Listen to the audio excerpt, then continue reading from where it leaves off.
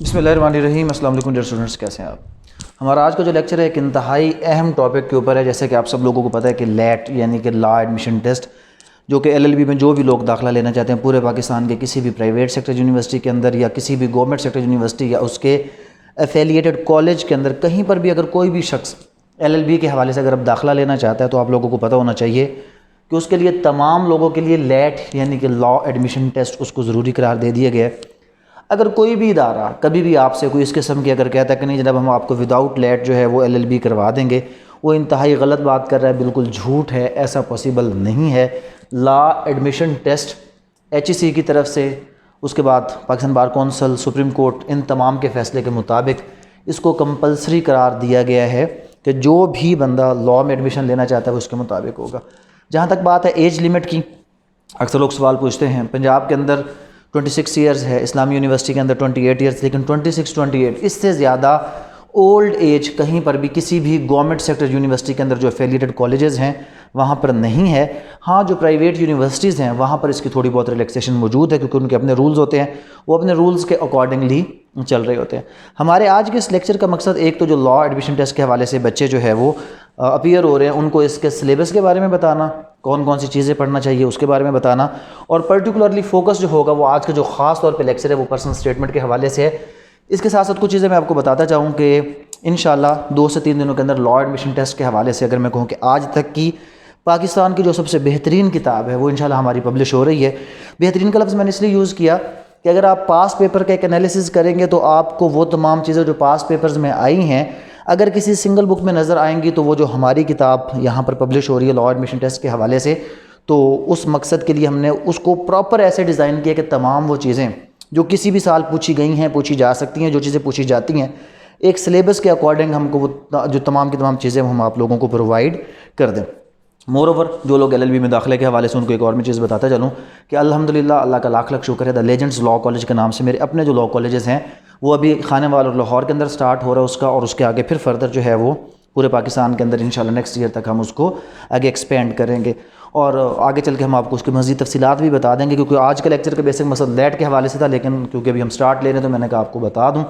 انشاءاللہ ہمارا جو کالج بھی ہوگا وہ بیسیکلی میں نے آپ کی کون سی ضروریات، کیونکہ آپ سب لوگوں کو پتہ ہے کہ میری جوڈیشل اکیڈمی ہے، اور جوڈیشل اکیڈمی کے اندر میرے پاس جو بچے آتے ہیں وہ بیسیکلی اس وقت یہاں پر اپنے سول جج یا ایڈیشنل سیشن جج یا پروسیکیوشن سائڈ اس کی تیاری کے لیے آتے ہیں، تو میں نے یہاں پر ایک چیز فیل کیا کہ وہ بچے جو 5 سال میں پڑھ کے آئے ہوتے ہیں، ایون کہ جو لا گیٹ کے بھی ہمارے پاس ہزاروں بچے آتے ہیں وہ لا گیٹ کا پیپر دینے کے قابل نہیں ہوتے، وہ بہت پریشان ہو رہے ہیں۔ تو اس کا ریزن کیا ہے کہ وہ جو 5 ایئر کی ایجوکیشنز ہیں وہاں پر ان لوگوں نے LLB کے دوران پراپر ان چیزوں کو پڑھا نہیں ہوتا، اس کے مطابق اس کو چلایا نہیں ہوتا، تو ان کو یہاں پر آ کر ہر چیز زیرو سے سٹارٹ کرنی پڑتی ہے۔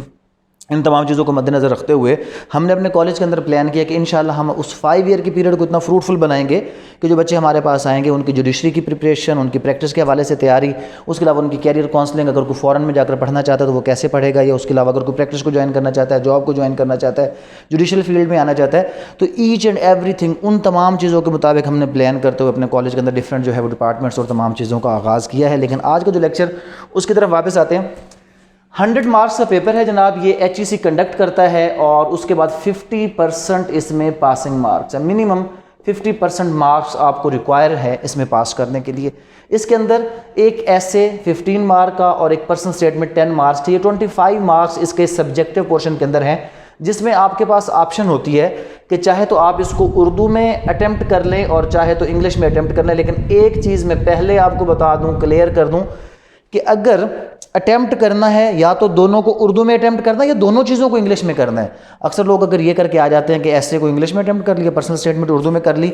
دونوں غلط کر دیے جائیں گے، کسی کے بھی نمبر نہیں ملیں گے، میں آپ کو یہ چیز بتا دوں، اور اگر کسی نے زیادہ بھی نمبر دیے تو ایک چیز کے نمبر دے دیں گے۔ یہ وہ بیسک ریزن ہے آپ کے فیلور کا، کیونکہ کمپلسری ہے کہ آپ ایسے اور پرسنل اسٹیٹمنٹ آپشن ہے کہ اردو میں لکھیں یا انگلش میں، لیکن اگر اردو میں لکھنا ہے تو پرسنل اسٹیٹمنٹ ایسے دونوں کو انگلش میں لکھنا ہے، اور اردو میں لکھنا ہے تو دونوں کو اردو میں لکھنا ہے۔ یہ پہلی بات آپ نے اپنے ذہن میں رکھ لینی ہے کہ یا دونوں اردو میں یا دونوں انگلش میں، اور بہت بڑا مارجن ہے 25 مارکس۔ اگر اس میں آپ 18 سے 20 نمبر لے لیں تو آپ کے لیے پاس کرنا بہت آسان ہو جائے گا۔ اس میں جو فیلور ریشو بہت سے بھی زیادہ ہے، اس کی بیسک ریزن یہ ہے کہ لوگ یہاں پر غلطی کرتے ہیں، اور میں نے ایک چیز نوٹ کی ہے، زیادہ تر لوگ اس کو اردو میں لکھنے کی کوشش کرتے ہیں، اردو کے اندر پھر ابھی ہمارے ہاں آج کل آپ کو پتہ کہ جیسے پرائیویٹ سکولز کی ایجوکیشن ہے کہ تو ہے، ہوں، ہاں، ہی، وہ لوگوں کو پتہ ہی نہیں ہے کہ میں نے ہے کہاں پر لگانا ہے، ہوں کہاں پر لگانا ہے، ہو کہاں پر لگانا ہے، ہیں کہاں پر لگانا ہے، اور یہ ہر غلطی. اور اس کے بعد ٹیچر کو ٹیچر، او بھائی ٹیچر انگلش ہے، آپ نے اس کو اردو میں اگر لے کے جانا تو معلم یا استاد لکھنا ہے. تو یہ بہت بڑی غلطی ہے جو میں آپ کو ساتھ ساتھ بتاتا رہوں گا جو لوگ کرتے ہیں. جی کے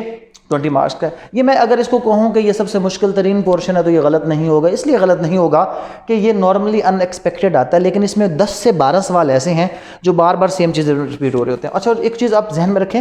کہ جو جی کے ہے نا، جی کے ساتھ میں نے ایک چیز یہاں پر اس لیے مس کی تاکہ میں آپ کو بتا سکوں، پاک سٹڈی کے یہاں پر ٹوٹل 10 مارکس ہیں، لیکن جو پاک سٹڈی کو آپ ہسٹوریکلی اچھے طریقے سے پڑھتے ہیں نا تو 5 مارکس جی کے میں آپ کو پاکستان سٹڈی کے حوالے سے نظر آئیں گے، جہاں پہ آپ کو جغرافیہ جو ہے پاکستان کا وہ نظر آئے گا، یا ہسٹری نظر آئے گی، یا ڈفرینٹ جو کویشچنز ہیں وہ یہاں پر نظر آئیں گے. تو جب ہم جی کے کی طرف آئیں گے، آج کا ہمارا مقصد پرسنل اسٹیٹمنٹ کو کور کرنا ہے. جب جی کے کی طرف آئیں گے تو میں آپ کو تمام وہ چیزیں جو جی کے میں آ سکتی ہیں اور جو ہم نے اپنی کتاب میں دے دیا میں وہ آپ کو ان سب کا ذکر کر دوں گا. انگلش 20 نمبر ہیں، 3 چیزیں ہیں، اس میں کوئی اضافی چیز نہیں آتی. سینونم ہے، اینٹونم ہے، اور اس کے بعد آپ کے پریپوزیشنز ہیں. اس کے علاوہ انگلش میں مزید آپ کو یہاں پر کوئی بھی چیزیں کرنے کی ضرورت نہیں ہے. ووکیبلری کو بلڈ کریں اور پریپوزیشن کا استعمال کرنا سیکھیں. اردو 10 مارکس ہے، واحد جمع مذکر مؤنث، الفاظ مترادف، الفاظ متضاد کے ساتھ بیسک جو گرامر ہے آپ کی وہ یہاں پر آتی ہے. اسلامیات 10 نمبر، سب سے زیادہ ضروری چیز اس میں جو خلفۂ راشدین، اس کے علاوہ آپ صلی اللہ علیہ وسلم کی زندگی اور ارکان اسلام.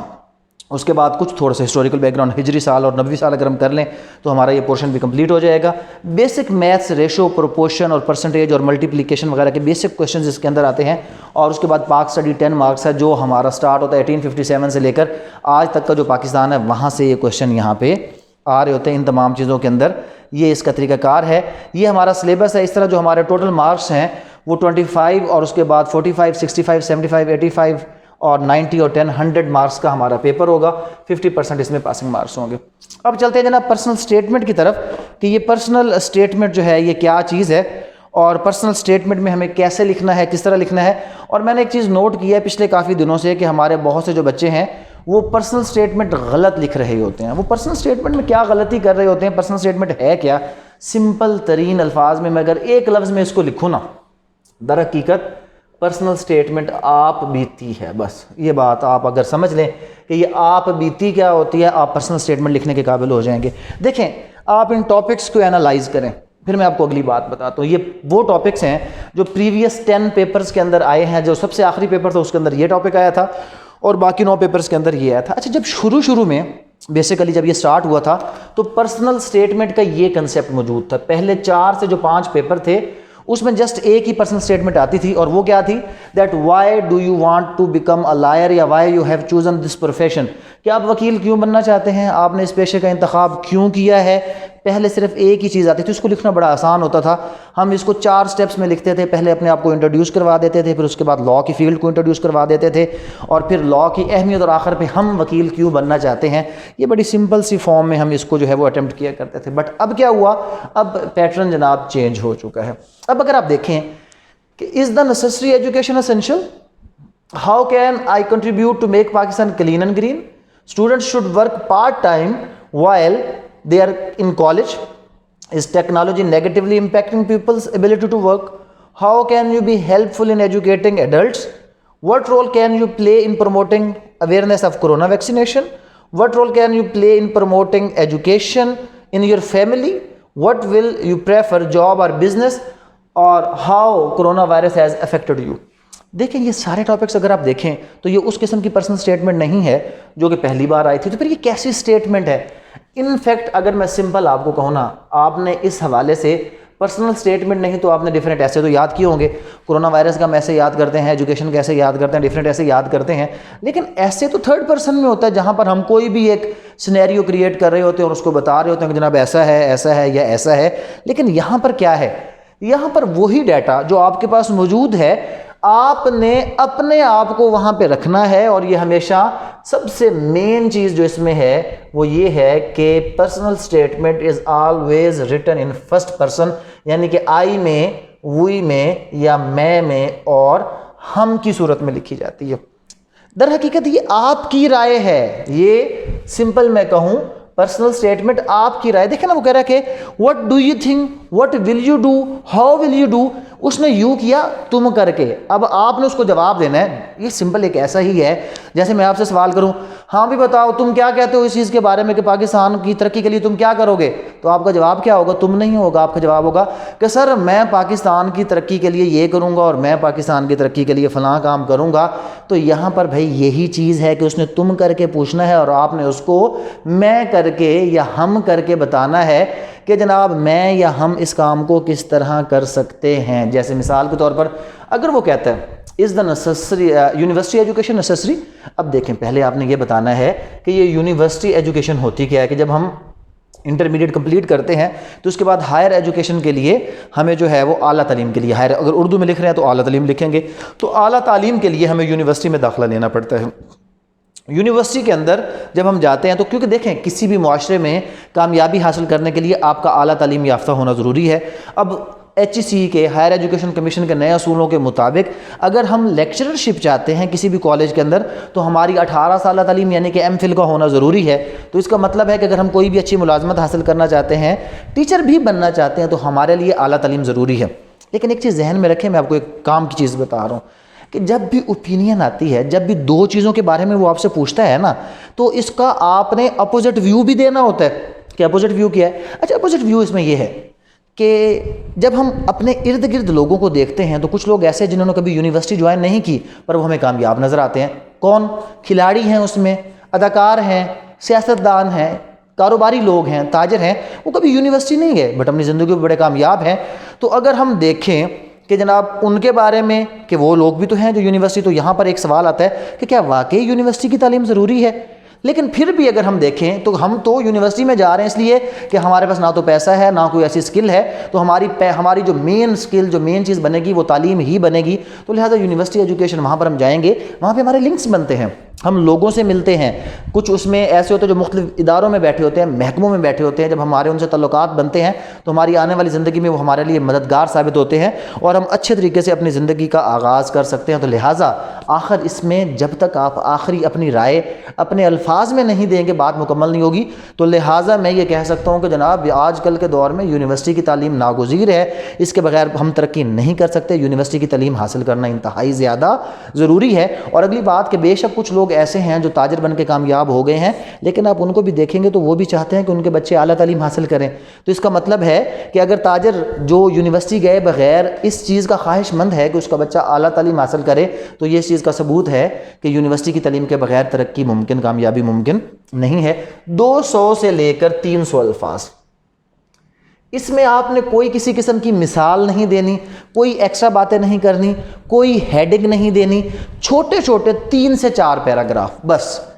3 से 4 पैराग्राफ इसमें होने चाहिए। नो हेडिंग, कोई भी आपने किसी किस्म की हेडिंग इसमें नहीं देनी। इनफैक्ट हेडिंग नहीं देनी पर पहले पैराग्राफ में आपने जनरल टॉपिक को इंट्रोड्यूस करवा देना है, दूसरे पैराग्राफ में आपने उसके बारे में जो उसने आर्ग्यूमेंट बिल्ड किया है पॉजिटिव नेगेटिव वो, और तीसरा पैरा प्योर आपकी अपनी राय के बारे में होगा कि आप क्या कहते हैं। जैसे कि यहाँ पर है कि पाकिस्तान को सरसब्ज़ व शादाब बनाने में आप क्या कर सकते हैं। तो पहले तो बताएं पाकिस्तान क्या है। हमारा प्यारा वतन है, यहाँ पर जनाब पहाड़ हैं, मुख्तलिफ इलाके हैं, बहुत खूबसूरत जगह है जहाँ पर हम जाते हैं। लेकिन जब हम वहाँ पर जाते हैं तो हमारा दिल वहाँ पर मायूस भी होता है कि जब हम वहाँ पर गंदगी, कूड़ा करकट और इस तरह की तमाम चीज़ें देखते हैं, या अगर हम शहरों में आते हैं तो वहाँ पर हमें आलूदगी नज़र आती है। तो ये तमाम चीज़ें ऐसी हैं कि जो हमें मुतासर कर रही हैं बुरे तरीके से। तो लिहाजा हमें मुतासर कर रही हैं, हमें क्या चाहिए? हमें ये चाहिए कि हम अपना जो है वो शहरी होने का, एक अच्छे शहरी होने का सबूत दें। हम अपने घर के बाहर कूड़ा करकट ना फेंकें। अगर हम सड़क पर निकलें तो वहाँ पर हम कम अज़ कम जिस हद तक हो सके कूड़ा फेंकने से गुरेज करें, और अगर किसी कूड़े को हम उठाकर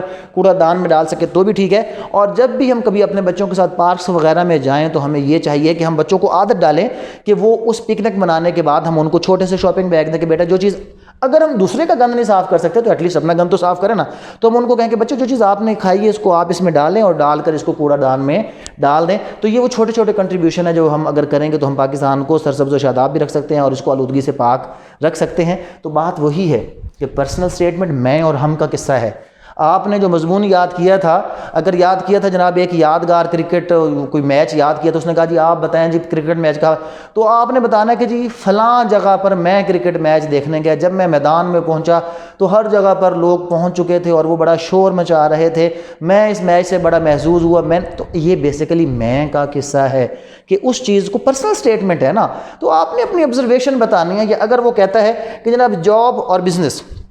کیا چیز ضروری ہے،